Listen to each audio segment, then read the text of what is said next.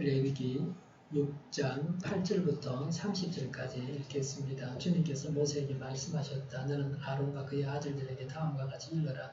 번제를 드리는 규례는 다음과 같다. 번제물은 밤이 새도록 곧 아침이 될 때까지 제단의 석쇠 위에 있어야 하고 제단 위에 불은 계속 타고 있어야 한다. 번제를 드리는 동안 제사장은 못이 두루마기를 입고 속이는 맨살에 못이 모리를 입어야 한다. 제단 위에서 탄 번제물의 재는 쳐서 제단 옆에 모아두었다가 다시 집 바깥 정결한 곳으로 옮겨야 하며 그때에 제사장은 제단 앞에서 입은 그 옷을 벗고 다른 옷으로 갈아입어야 한다. 제단 위에 불은 타고 있어야 하며 꺼뜨려서는 안 된다. 제사장은 아침마다 제단 위에 장작을 지피고 거기에 번제물을 버려놓고 그 위에다가 화목 제물의 기름기를 불살라야 한다. 제단 위에 불은 계속 타고 있어야 하며 꺼뜨려서는 안 된다. 곡식 제물을 바치는 규례는 다음과 같다. 그 제물은 아론의 아들들이 주 앞고 제단 앞에 바쳐야 한다. 그리고 그들 가운데서 한 제사장이 곡식 제물에서 기름 섞인 고운 밀가루 한 줌과 곡식 제물에 얹어 바친 향을 모두 거두어서 곡식 제물을 모두 바치는 정성의 표시로 그것을 제단 위에서 불사르면 그 향기가 주를 기쁘게 할 것이다. 나머지는 아론과 그의 아들들이 먹시다. 누룩을 넣지 않고 거룩한 곳에서 먹어야 한다. 곧 그들은 해막을 친 뜰 안에서 그것을 먹어야 한다. 절대로 누룩을 넣고 부어서는 안 된다. 그것은 내게 살라바치는 제물 가운데서 내가 그들의 몫으로 준 것이다. 그것은 속죄 제사나 속건 제사의 경우와 마찬가지로 가장 거룩한 것이다. 아론의 자손들 가운데서 남자는 모두 주에게 살라바치는 이 제물에서 남은 것을 먹을 수 있다. 이것은 너희가 제대로 영원히 지켜야 할 규례이다. 이 제물을 만지는 사람은 누구든지 거룩하게 될 것이다. 주님께서 모세에게 말씀하셨다. 아론과 그의 아들들을 기름 부어 세우는 날에 제갈기 주에게 바쳐야 할 제물은 다음과 같다. 늘 바치는 제물에서와 같이 고 밀가루 10분의 1 에바를 가지고 반은 아침에 그리고 반은 저녁에 바친다. 그 제물은 기름에 반죽하여 빵 굽는 판에다가 구워야 한다. 너는 그것을 기름으로 잘 반죽하여 가져와야 하고 너는 그것을 곡식 제물을 바칠 때와 같이 여러 조각으로 잘라 그 향기로 주를 기쁘게 하는 제물을 바쳐야 한다. 아론의 아들들 가운데서 아론의 뒤를 이어 기름 부어 세움을 받은 제사장은 영원히 이 규례를 따라 이렇게 주에게 제사를 드려야 한다. 주에게 바친 제물은 모두 불태워야 한다. 제사장이 바치는 곡식 제물은 모두 불태워야 한다. 아무도 그것을 먹어서는 안 된다. 주님께서 모세에게 말씀하셨다. 너는 아론과 그의 아들들에게 다음과 같이 일러라. 속죄 제사를 드리는 규례는 다음과 같다. 속죄 제사에 바치는 제물은 번제물을 잡는 자리 곧 주 앞에서 잡아서 바쳐야 한다. 그것은 가장 거룩한 제물이다. 제물을 가져온 사람의 죄를 속하여 주려고 제사를 드리는 제사장이 그 제물을 먹는다. 그는 그것을 해막을 친 뜰 안 거룩한 곳에서 먹어야 한다. 그 고기에 닿는 것은 무엇이든지 거룩하게 된다. 그 제물의 피가 튀어 옷에 묻었을 때에는 거기 거룩한 곳에는 거기 거룩한 곳에서 그 옷을 빨아야 한다. 그 제물을 삶은 오징어를 깨뜨려야 한다. 그 제물을 녹그릇에 넣고 삶았다면 그 녹그릇을 문질러 닦고 물로 씻어야 한다. 제사장으로 임명받은 사람은 모두 그 제물을 먹을 수 있다. 그것은 가장 거룩한 제물이다. 그러나 성소에서 사람을 속죄해 주려고 제물의 피를 해막 안으로 가져왔을 때에는 어떤 속죄 제물도 먹어서는 안 된다. 그 제물은 불에 태워야 한다. 아멘. 번제를 드릴 때의 규례를 8절부터 말씀하고 있습니다. 매일 드리는 번제를 말합니다. 매일 드리는 번제이기 때문에 상번제라 그럽니다. 번제는 헌신과 충성을 의미합니다. 8절에 주님께서 모세에게 말씀하셨다고 했습니다. 반복해서 하나님께서 모세에게 말씀하셨다고 했습니다. 하나님의 말씀으로 받아들이라고 하는 것입니다. 출처를 분명히 했습니다. 누가 한 말인가, 누가 전달했는가를 말씀하고 있습니다. 기사를 볼 때도 어떤 신문이 난 거냐, 누가 쓴 것이냐 하는 것을 보게 되어 있습니다. 글을 봐도 마찬가지죠. 요새 인터넷에 출처가 불분명한 정보들이 많이 있습니다. 그런 정보는 그냥 참고용으로 봐야 됩니다. 흑마늘을 만드는 방법이 뉴스에 나오지 않으면 블로그의 글들을 보고서 흑마늘을 만들어 보고 나도 이렇게 만들었다고 블로그에 올리면 다른 사람들이 흑마늘을 만들 때 참고하게 됩니다. 이렇게 사람들의 경험을 이용할 수 있습니다. 이런 점에서 블로그는 유용합니다. 그런데 블로그에는 사실이 아닌 것도 올라와 있습니다. 블로그 주인이 자기는 그렇게 알고 있다는 겁니다. 틀린 정보라고 댓글을 달아줄 수 있지만 누구도 거기에 대해서 제재를 가하지는 않습니다. 거짓 정보니까 지우고 강제로 지우고 그렇게 하지는 않습니다. 사람마다 주장이 다를 때도 있습니다. 사실이 아닌 가짜 뉴스가 출처 없이 떠돌아다니는데 그런 것을 유포하는 것은 현명하지 못합니다. 저는 유튜브를 잘 안 봅니다. 동영상이기 때문에 보는데 시간이 많이 걸립니다. 누군지도 잘 모르는 사람이 하는 말들의 출처도 불분명합니다. 자기 소리만 해대고 있는 용어가 허다합니다. 전문가의 동영상은 봅니다. 이화여대 박승순 교수는 강의 전문가입니다. 그분이 하는 강의는 여러 번 제가 보았습니다. 그분의 강의에서 많이 배웠습니다. 물은 모아둬야 됩니다. 우리나라는 비가 1년 내내 고르게 오는 것이 아닙니다. 집중적으로 비가 오는 때가 있는데 그때 물을 보관해 뒀다가 사용해야 됩니다. 선진국들은 물 사용률이 높습니다. 80% 이상이 됩니다. 후진국들은 20%, 30%다. 비가 내리면 다 쏟아내버린다. 물을 모아두지 않으면 비가 올 때 홍수가 나고 가뭄에는 물이 없어서 고통을 당합니다. 몽고에 사막이 많이 있습니다. 몽고는 가난한 나라입니다. 물을 저장하는 시설을 만들어서 물 관리를 잘 하게 되면 사막에 농사를 지을 수가 있습니다. 이스라엘이 그렇게 하고 있습니다. 물 관리를 잘 하는 나라가 선진국이고 부유한 나라입니다. 또 제가 보는 동영상은 정당과 이름을 밝힌 국회의원들이 말하는 동영상을 봅니다. 6장 8절부터 7장 38절은 각종 제사장의 직무에 관한 내용입니다. 9절에 아론과 그의 아들들에게 일러라 그랬습니다. 제사장이 알아야 할 바를 말씀하고 있습니다. 하나님께 나아가는 제사장은 하나님의 말씀에 유의해서 하나님의 말씀대로 하나님께 나아가서 예배를 드려야 됩니다. 성경에 근거한 예배를 드려야 됩니다. 말씀은 예배에 있어서 중요합니다. 말씀에 근거하지 않은 예배는 예배가 아닙니다. 하나님의 말씀대로 하나님을 예배해야 하나님께서 그 예배를 기쁘게 받으십니다. 기도도 말씀의 약속을 보유잡고 하는 기도가 힘이 있는 기도입니다. 제사를 드리는 제사장이 하나님의 말씀을 듣고 하나님의 뜻대로 제사를 드려야 됩니다. 오늘날은 우리가 하나님 앞에 나아가는 제사장입니다. 그리스도의 보혈로 죄를 용서받고 의인이 되어서 하나님 앞에 나아갈 수 있게 되었습니다. 말씀대로 하나님 앞에 나아가는 제사장이 되어야 합니다. 9절에 너는 아론과 그의 아들들에게 다음과 같이 일러라. 번제를 드리는 규례는 다음과 같다. 번제물은 밤이 새도록 곧 아침이 될 때까지 제단의 석쇠 위에 있어야 하고 제단 위에 불은 계속 타고 있어야 한다. 12절에 제단 위에 불은 타고 있어야 하며 그 틀에서는 안 된다. 제사장은 아침마다 제단 위에 장작을 지피고 거기에 번제물을 버려놓고 그 위에다 화목제물의 기름기를 불살라야 한다. 13절에 제단 위에 불은 계속 타고 있어야 하며 그 틀에서는 안 된다고 했습니다. 제단 위에 불이 꺼져서는 안 됩니다. 저녁에 드린 번제는 밤새 타다가 아침까지 타야 됩니다. 아침에 드린 것은 저녁까지 타야 됩니다. 항상 번제단에 불은 타고 있어야 합니다. 9절과 12절과 13절에 제단의 불은 계속 타고 있어야 한다고 했습니다. 끄트려서는 안 된다고 본문에서 말씀하셔서 강조하셨습니다. 하나님을 향한 끊임없는 경배를 드려야 된다. 불을 끄트리지 말라는 것은 첫 번째 하나님을 향해서 끊임없는 경배를 드려야 된다는 겁니다. 언제나 하나님을 경배해야 합니다. 하나님을 경배했다가 안 했다가 해서는 안 됩니다.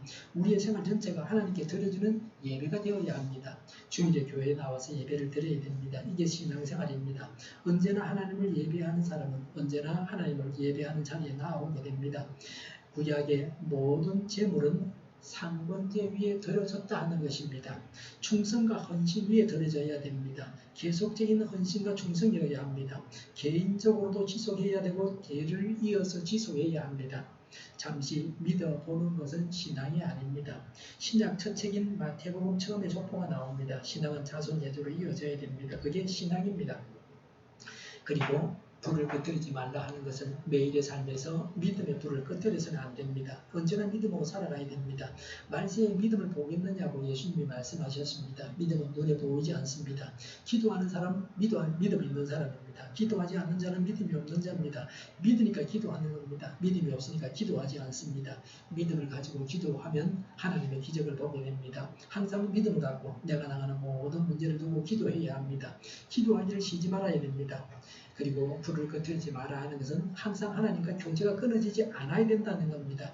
늘 하나님과 교통해야 됩니다. 우리 안에 계신 하나님과 늘 대화하면서 살아가야 됩니다. 하나님은 살아계십니다. 내가 예수님을 영접해서 삼위 하나님께서 내 안에 들어와 계십니다. 크고 작은 모든 일을 두고 하나님과 대화해야 됩니다. 이렇게 하는 것이 쉬지 않고 기도하는 것입니다. 그래서 분별할 것을 분별하고 봐야 할 것을 보고 제대로 판단하고 그렇게 해야 합니다.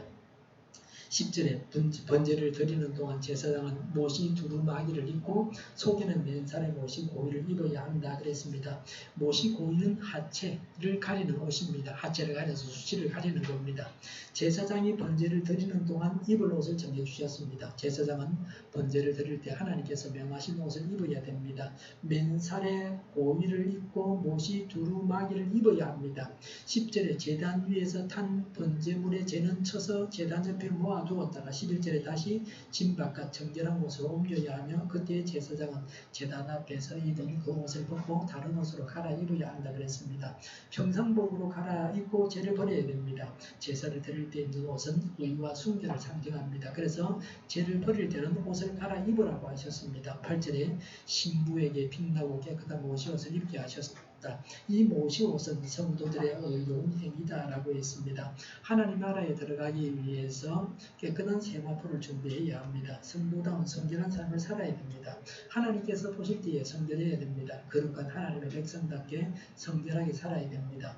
말씀과 또 성령님을 따라서 성결하게 살아가야 합니다. 불신 세상 사람들처럼 살아서는 안 됩니다. 곡식 제물을 바칠 때 그럽니다. 반드시 번제물 위에 바쳐야 된다고 말씀하고 있습니다. 어떻게 바쳐야 되는가? 14절에 보니까 아론의 아들들이 주 앞 곧 제단 앞에 바쳐야 한다. 15절에 한 제사장이 곡식 제물에서 기름 섞인 고운 밀가루 한 점과 곡식 제물에 얹어 바친 향을 모두 거두어서 제단 위에 불사른다 하고 있습니다. 바치고 남은 것은 누구의 것입니까? 16절에 나머지는 아론과 그 아들들이 먹을 몫이다 라고 했습니다. 하나님께 바쳐진 것이기 때문에 제사장만 먹게 하셨습니다. 제사장의 딸들이나 부인은 먹을 수가 없습니다. 17절에 하나님께 살라 바치는 제물 중에서 하나님께서 제사장의 몫으로 주신 것이다 그랬습니다. 18절에 아론의 자손 중 남자는 이 제물에서 남은 것을 먹을 수 있다 그랬습니다. 하나님께서 제사장인 우리에게 신령한 양식을 주셔서 먹게 하셨습니다. 아론의 아들들은 다 제사장이죠. 그래서 이 양식을 먹을 수 있는 겁니다. 하나님께 헌신한 자를 먹이시는 하나님이십니다. 오늘날은 우리 예수 믿는 사람이 제사장입니다. 하나님 앞에 나가서 기도할 수 있습니다. 하나님께서 우리 제사장들을 이렇게 먹이십니다. 사람이 먹어야 한다는 것을 하나님은 아십니다. 하나님은 일을 맡기시고 먹는 것을 주십니다. 어떻게 먹어야 되는가? 16절에 보니까 누룩을 넣지 않고 먹어야 한다. 17절에 절대로 누룩을 넣고 구워서는 안 된다고 했습니다. 누룩을 넣으면 부풀고 빵이 부드럽고 먹기가 좋습니다. 그런데 그렇게 하지 마라. 누룩 넣지 마라. 이것은 거룩하게 바쳐진 예물이기 때문에 누룩을 넣지 마라. 일상적으로 먹는 방식대로 먹지 말라는 거죠. 만들어서 빵을 만들면 딱딱하고 맛이 별로 없습니다. 소화에도 장애가 되고요. 누룩은 부패와 타락을 의미합니다. 죄를 제거하라는 것입니다. 죄를 회개해야 됩니다. 죄를 가진 채로 하나님 앞에 나아가서는 안 됩니다. 회개하고 예배를 드려야 됩니다. 16절에 해막을 친 뜰 안에서 거룩한 곳에서 그것을 먹어야 한다. 17절에 그것은 속죄제사와 속건제사와 마찬가지로 가장 거룩한 것이다. 18절에 이 제물을 만지는 사람은 누구든지 거룩하게 될 것이다 라고 했습니다. 제사장 외에는 성물을 만져서는 안 됩니다. 하나님께 들어진 것입니다. 하나님 것입니다. 그래서 성물입니다. 우리는 하나님의 성전입니다. 하나님께서 우리 안에 계십니다. 그래서 우리의 모든 삶이 거룩해야 합니다. 우리의 삶에 죄를 허락해서는 안 됩니다. 우리의 몸에 죄를 지어서는 안 됩니다. 신앙과 죄가 함께 있어서는 안 됩니다. 신앙은 죄를 용납하지 않습니다. 18절에 대대로 영원히 지켜야 할 규례이다 라고 했습니다. 오늘날 제사장만 먹는 음식이 무엇입니까? 성찬입니다. 성찬은 누가 먹을 수 있습니까? 예수 믿고 거듭난 자라야 합니다. 제사장만 먹을 수가 있습니다. 하나님을 알고 믿고 하나님께 나아갈 수 있는 제사장만 먹을 수가 있습니다. 하나님을 알지 못하고 하나님을 믿지 못하는 자가 성찬을 먹는 것은 거룩한 것을 범하는 죄를 짓는 것입니다. 자기 죄를 먹는 것이라고 성경은 말씀하고 있습니다. 예수님께서 피 흘려 죽으신 것을 알지도 믿지도 않으면서 거룩한 예식에 참여해서는 안 됩니다. 성경은 예수님을 믿는 자만 먹으라고 했습니다. 교회법은 예수님을 믿고 세례 받은 자만 성찬을 먹으라고 합니다. 그리고 그 성찬을 먹을 수 있는 사람은 죄를 반드시 고백해야 합니다. 예수 믿고 거듭난 자가 죄를 고백하고 나서 먹어야 되는 겁니다. 두 가지 중에 한 가지만 충족하면 안 되고 둘 다 충족시켜야 됩니다. 누룩을 넣지 말고 거룩한 곳에서 먹어야 됩니다. 한마디로 죄가 없는 의인만 먹을 수 있습니다. 죄를 고백하고 성찬을 먹어야 됩니다. 성찬식을 통해서 예수님의 죽으심을 기념하는 것은 즐거운 일입니다. 성찬식은 예수님께서 행하라고 명하신 일입니다. 성찬식은 우리가 행복한 사람이라고 하는 것을 알게 합니다. 그래서 매주 성찬식을 하고 있습니다. 성찬식 동안 하나님의 은혜가 넘쳐나기를 바랍니다. 19절부터는 제사장 위임식 소제입니다. 19절에 주님께서 모세에게 말씀하셨다 그랬습니다. 우리가 하나님의 법을 깰 수는 없습니다. 그러나 그것에 맞게 우리 자신을 깰 수 있습니다. 하나님의 말씀에 우리 자신을 맞추어야 됩니다. 저는 어떤 사람이 어떤 글을 보내면 그 글을 제목을 복사를 해가지고 다음이나 네이버에 들어가서 검색을 해봅니다. 그러면 뉴스에 난 건가? 그럼 확실하죠. 남에게 전해도 됩니다. 그러나 그 외에 블로그 이런 데 실려 있으면 제가 봐서 안 될 만한 글들은 절대로 전파하지 않습니다. 여기서 이 구절마다 새롭게 그 이야기를 할 때마다 하나님이 말씀하셨다고 강조하고 있습니다. 우리가 지금 듣는 이 말씀은 하나님 말씀입니다. 언제 드려야 되는가? 제사장 위임식 소제는 언제 드려야 되는가? 20절에 아론과 그의 아들들을 기름 부어 세울 때 바쳐야 할 제물에 대해서 말씀하십니다. 제사장 위임식은 7일간 계속됩니다. 위임식이 끝나고 직무를 시작하는 첫날에도 드렸습니다.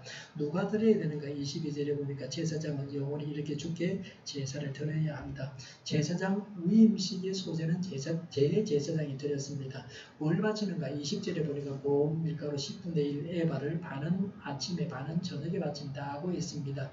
극빈자의 속죄 제물과 그 양이 같습니다. 10분의 1 에바는 1점이 됩니다. 제사장은 매일마다 3번째 후에 소제를 의무적으로 드렸습니다. 일반 백성에게 소제는 자원제였습니다. 원하면 드리고 원하지 않으면 안 드려도 되는데 제사장의 경우는 의무적으로 드렸습니다. 반드시 드려야 되는 겁니다. 제사장은 일반 백성과는 달리 더욱더 헌신하고 봉사해야 된다는 겁니다. 21절에 그 제물을 기름에 반죽하여 빵 굽는 판에 구워야 한다. 기름으로 반죽을 잘해야 됩니다. 여러 조각으로 잘라서 향기로 주를 기쁘시게 해야 됩니다. 감사와 충성의 마음으로 바치면 하나님께서 기쁘게 받으십니다. 22절에 주께 바친 제물은 모두 불태워야 한다. 24절 3절에 아무도 그것을 먹어서는 안 된다고 했습니다. 백성이 바친 소제물은 주께 바치고 남은 것은 한 줌 바치고 나머지는 전부 제사장이 먹었습니다. 제사장이 바친 소제물은 다 하나님께 태워서 바쳐야만 했습니다. 이것은 제사장의 전적인 헌신을 의미합니다. 제사장은 특별히 하나님께 헌신된 사람이라는 것을 인식시키기 위해서 이렇게 하라고 하셨습니다. 대제사장은 제사장의 대표입니다. 대제사장이 제사장을 위해서 일하면서 사례를 받지 않고 봉사하게 하셨습니다. 아들이 제사장이고 아버지 아론이 대제사장이지 않습니까? 그러니까 아들 제사장을 위해서 아버지 대제사장이 일하면서 사례받지 말라는 겁니다. 속죄 제물을 바칠 때 규례입니다. 25절에 제물은 주 앞에서 잡아야 한다. 번제물을 잡는 자리인 해막 북쪽 뜰에서 잡아야 된다 그랬습니다. 예루살렘 성전의 북쪽이 갈보리입니다. 예수님께서 십자가에 달려 죽으신 곳입니다. 예수님께서 갈보리에서 십자가에 매달려 죽임당하실 것을 예표하고 있습니다. 27절에 제물의 피가 옷에 묻어서는 때에는 거기 거룩한 곳에서 빨아야 된다 그랬습니다. 피가 속화되거나 훼손되어서는 안 됩니다. 그리스도의 보혈은 귀중한 것입니다. 그리스도의 보혈은 옷에 뿌려서는 안 되고 우리 마음에 뿌려져야 됩니다. 예수님께서 피 흘리고 돌아가셔서 우리가 의로운 사람이 되고 천국을 얻었습니다. 성찬에 참여할 수 있게 되었습니다. 하나님의 보혈을 귀하게 여겨야 됩니다. 예수님의 보혈을 귀하게 여겨야 됩니다. 예수님은 구원자이십니다. 이 사실을 알고 믿어야 합니다. 28절에 그 재물을 삶은 오지 그릇은 깨뜨려야 한다. 오지 그릇은 아마 사기 그릇, 단지 같은 그런 걸 말하는 것 같아요. 흙으로 만든 그릇. 녹그릇에 삶았다면 그 녹그릇은 문질러서 닦고 물로 씻어야 된다 그랬습니다. 녹그릇은 재물의 기름기와 냄새를 씻으면 없어지지만 토기는 그렇지 않아서 깨라고 했습니다. 이것이 의미하는 바가 뭡니까? 거룩해진 것이 다른 용도로 사용되는 것을 금하기 위한 것입니다. 거룩한 것, 하나님의 것은 반드시 하나님의 뜻대로 사용되어져야 됩니다. 우리 자신은 하나님의 것으로 제대로 사용되어지고 있습니까? 우리 믿는 자들이 불신 세상 사람들처럼 살아가서는 안 됩니다. 죄악의 들어옴이 제사를 통해서 완전히 제거되지 않는다는 점도 말해주고 있습니다. 제사 자체는 불완전하고 약점이 있다는 것입니다. 히브리서 10장 4절에 황소와 염소의 피가 죄를 없애줄 수는 없습니다 라고 했습니다. 그러나 예수님의 보혈은 모든 죄를 깨끗하게 씻습니다. 한번 용서받은 자는 다시 용서받을 필요가 없습니다. 요한복음 13장 10절에 한번 모욕한 자는 다시 모욕할 필요가 없다고 했습니다. 발만 씻으면 된다고 그랬습니다. 한번 그리스도의 피로 제사함을 받고 하나님의 자녀가 된 사람은 하나님의 자녀에서 끊어질 수가 없다. 하나님의 자녀라는 관계에서 끊어질 수 없다. 생활 속에서 짓는 죄만 회개하면 됩니다. 29절에 제사장으로 임명받은 사람은 다 그 제물을 먹을 수 있다. 그것은 가장 거룩한 제물이다. 27절에 그 고기에 닿는 것은 무엇이든지 거룩하게 된다고 했습니다. 제사장만 먹어야 됩니다. 최고 통치자와 백성들이 바치는 속죄 제물을 먹을 수 있습니다. 사람은 죄를 짓습니다. 그래서 사람들이 바치는 속죄 제물을 제사장이 먹고 살아갑니다. 제사장은 남이 지은 죄를 사해주는 제사를 드리면서 먹고 살아갑니다. 하나님의 일을 하는 자에게 하나님께서 먹을 것을 주셨습니다.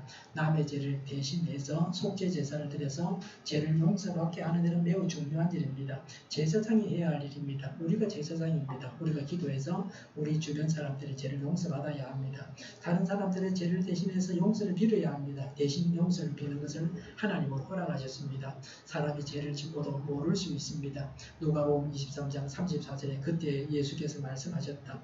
아버지 저 사람들을 용서하여 주십시오. 저 사람들은 자기네가 무슨 일을 하는지를 알지 못합니다. 라고 했습니다.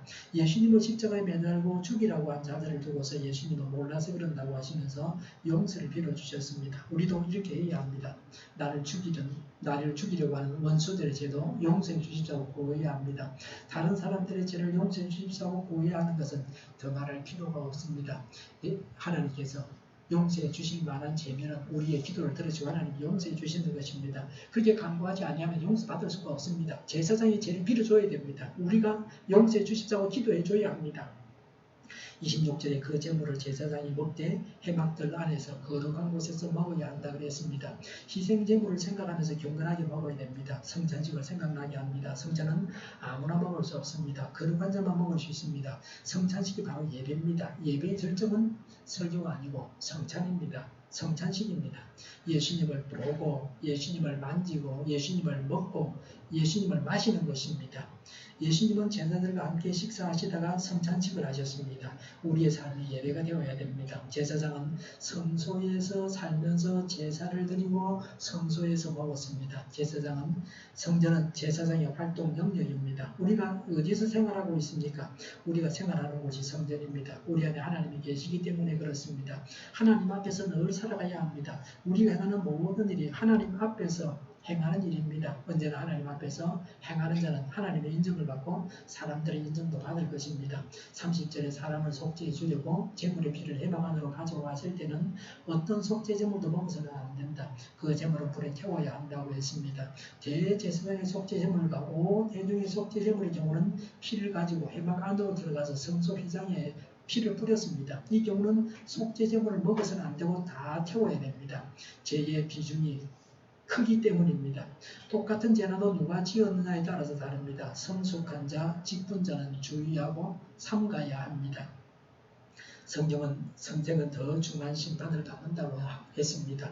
범죄하지 않아야 됩니다. 지은 죄를 회개하고 보상해야 됩니다. 그래서 남과 원만한 관계를 맺고 하나님과도 원만한 관계를 맺어야 됩니다. 우리는 그리스도의 피로 샀고 제사장이고 하나님께서 우리 안에 계십니다.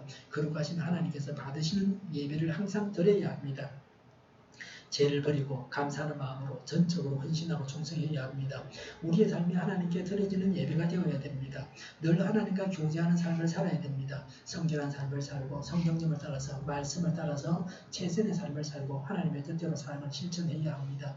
그리스도의 피로 거룩해진 사람답게 하나님을 모시고 사는 사람답게 제사장답게 성결한 삶을 살아가야 되겠습니다. 기도하겠습니다.